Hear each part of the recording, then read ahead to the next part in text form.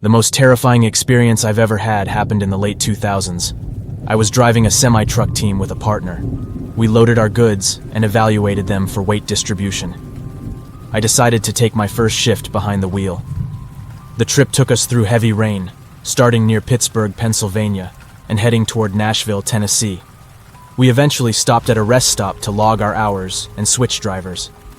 I felt exhausted after driving for 10 hours straight in the rain. However, before I started my shift, the co-driver, who I will refer to as Steve, jokingly said to me, "If anything happens, I'll come back to chase you." He laughed and closed the curtain to take a break. After I took the wheel of the truck, I lowered the curtain, put on a movie to keep me company, and occasionally thought about my cousin, Tom.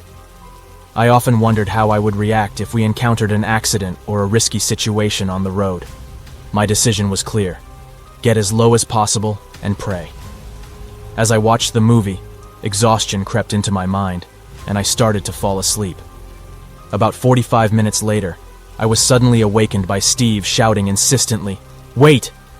The truck was swaying erratically, and I felt like something was very wrong. In panic, I fell to the ground and began to pray. The situation was terrible. I couldn't see ahead because the curtain was closed. Then, in an instant, the entire truck trembled violently. The sound of shock still haunts me to this day. Surprisingly, despite the massive impact, we maintained our forward momentum. Our truck, fully loaded with an 80,000-pound capacity, collided with another vehicle. It was a catastrophic accident. In the chaos that followed, I struggled to understand the sequence of events. We slid down the rain-soaked road, went airborne into the middle area, and collided head-on with oncoming traffic. Our truck flipped and ended up going in reverse. The silence that followed was painful. I was in shock, but Steve asked me if I was okay. "Yes, let's get out. I smell smoke," she managed to reply. With the truck now on its side, I crawled out through what had once been the roof, and landed on the wet pavement with my socks on, surrounded by a mixture of rain and diesel fuel. Smoke billowed from the wreckage of our truck, and it was difficult to recognize. I was still in a daze, struggling to comprehend the gravity of the situation. Around me, people rushed to the white truck we collided with and used fire extinguishers to put out the flames. It all seemed like a surreal nightmare, and I couldn't fully comprehend what was happening. I felt a shiver run down my spine, and my hands and mouth were bleeding. When I finally regained some composure, the fire was out. I distinctly remember an ambulance operator comforting someone inside the white van, while I looked on into the distance. The compassion in her eyes was unmistakable when she said the words, "I know." My heart ached as I tried to imagine the terror the passengers of that truck must have felt when they saw our truck hurtling toward them. For the sake of everyone involved, I won't go into the more horrific details of the scene. Suffice it to say that it was a shocking and devastating incident. When we were finally taken to the hospital, I learned that all 3 occupants of the white truck had tragically lost their lives: a man, his wife, and their young daughter. I couldn't escape the overwhelming feeling of guilt, wondering why I was still alive when 3 innocent lives were taken. In the aftermath, I discovered that this section of highway had earned the nickname Tragedy Alley due to its history of accidents. The deep grooves dug in the road bore witness to countless tragedies. Months later, as I drove my truck down that stretch of highway, I couldn't help but wish they had fixed it sooner. My memories of that fateful day still haunt me and serve as a stark reminder to always maintain unwavering focus when behind the wheel. In today's world, where distractions like texting and eating while driving are common, it's important to not take even the shortest trip for granted.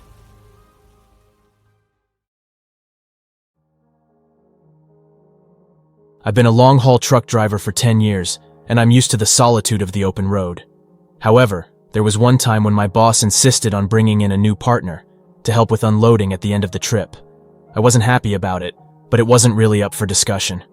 The new person appeared, looking friendly on the surface. We exchanged hellos and got ready to head to the highway. At first, things seemed fine. We chatted, trying to get to know each other a little. But as the miles passed, I couldn't help but notice something strange about this man. He kept giving me sideways glances, and there was something unsettling about his smile, like it was too forced. I tried to shake it off as my mind played tricks on me, but as we continued, I couldn't shake the uncomfortable feeling. I tried to focus on driving and continuing the conversation, but the tension between us continued. As we approached our destination, this tension increased.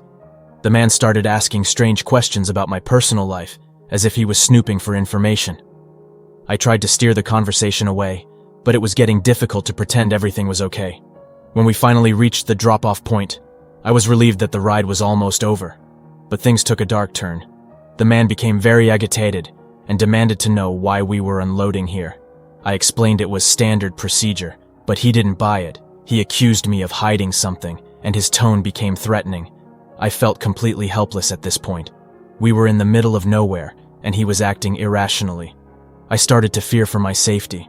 I tried to stay calm and rational with him, but he didn't seem to listen. He was obsessed with some conspiracy he had in mind, and was convinced I was part of it. I decided to call my manager and explain the situation. He told me to get away from there and leave the man behind. But when she tried to escape, the man became more aggressive. He got in my way and started screaming and accused me of trying to escape. I was terrified and didn't know what to do. I tried to reason with him, but he seemed confused, lost in his delusions.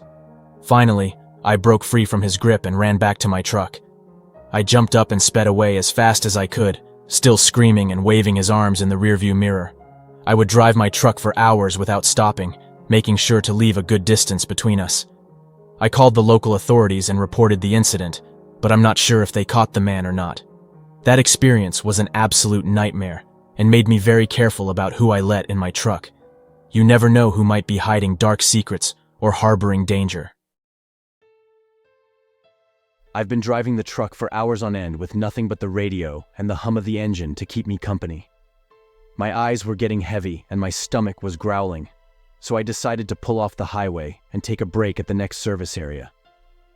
As I approached the service area, I noticed something was broken. The usual bustling activity I had expected was missing, and the truck stop was nearly empty. I parked my truck and got out to stretch my legs and looked around to see if anyone else was there. But it was eerily quiet, and there was only the sound of the wind rustling between the trees. I headed towards the facilities, hoping to find something to eat or drink. But when I got closer, I saw that the door was hanging off its hinges, and the interior was in bad shape. I cautiously stepped inside, my senses on high alert. That's when I heard the voices. It looked like something was moving in the shadows, but I couldn't see anything. Suddenly, someone appeared from the darkness, and I jumped again in fright. He was a disheveled man, his eyes glazed over, his clothes torn. He was living in the bathroom, and I could tell he hadn't showered in a while. He started screaming and raving, and I couldn't understand what he was saying. I backed away slowly, trying to keep my distance from the man. He had an unnerving appearance, a tangled mass of hair, and a beard that reached down to his chest. His clothes were dirty, and his skin was covered in dirt and grime. "What are you doing here?" I asked, trying to keep my tone calm. The man continued to scream, his words slurring together. He gestured violently, pointing toward the broken sinks and toilets. I started to back away, feeling uncomfortable. I wanted to leave the bathroom and get back to my truck, but the guy was blocking my way. I tried to reason with him, explaining that I just wanted to use the facilities and then go on my way. But the guy wasn't having it. He continued to get more agitated, his eyes widened, and his voice rose. I could tell it was becoming increasingly unpredictable, and I knew I needed to get out of there fast. While I was trying to pass him, the man suddenly rushed towards me and grabbed my arm. I felt a shock of fear course through me, unsure of what he was going to do. I struggled to get free, but he was surprisingly strong. "What do you want from me?" I screamed, trying to fight him. The man did not answer, but continued to hold my arm very tightly. I felt a wave of panic rising within me, and I wasn't sure how to get out of this situation. But then a sudden wave of calm washed over me. I remembered the self-defense training I had received before I became a truck driver, and realized that I could handle myself if necessary. I took a deep breath and used all my strength to break free from the man's grip. He stumbled again, looking surprised by my sudden burst of strength. Without hesitation, I turned and walked out of the bathroom, my heart pounding in my chest. I didn't look back. I just kept running until I got to my truck. I got into the safety of my car, closed the doors behind me, and took a moment to catch my breath. My mind was racing with what had just happened, and I couldn't shake the uneasy feeling that lingered inside me. I sat there for a few minutes trying to calm my nerves. When I heard a knock on my window, I jumped in my seat, my heart racing again. I opened the window carefully and was surprised to find the homeless man. He looked different now, almost apologetic. "I'm sorry," he said hoarsely. "I didn't mean to scare you." I looked at him wearily, unsure of what he wanted from me. But he kept talking, explaining that he had been living in the service area for a while, and he meant no harm. "I just wanted to talk to someone," he said, his eyes pleading. I saw the desperation in his gaze and felt a twinge of sympathy for him. But at the same time, I couldn't help but feel uncomfortable around him. I hesitated for a moment before turning to face him. He looked defeated, as if he had given up hope. I could see the pain etched on his face, and it made me feel a pang of sympathy for him. "Why were you there?" I asked him in my sweet voice. The man sighed heavily with his eyes closed. "I didn't mean to scare you," he said. "I don't have anywhere else to go. I've been living here for a while, trying to stay out of trouble."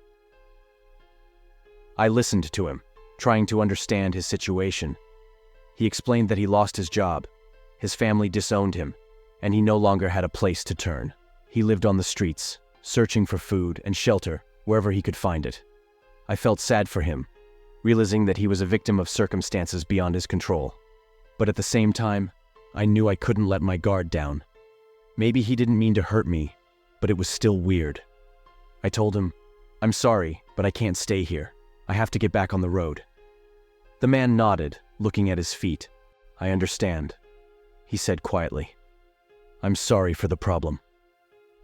I got back into my truck and drove away, feeling a mixture of emotions. Part of me felt relieved to leave the service area behind, while another part of me felt guilty for leaving the homeless man behind. I wondered what would happen to him, and if he would be okay.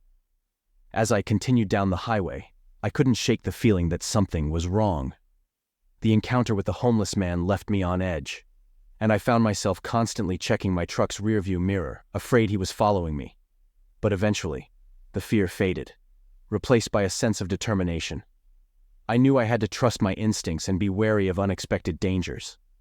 The road ahead of me was long and unpredictable,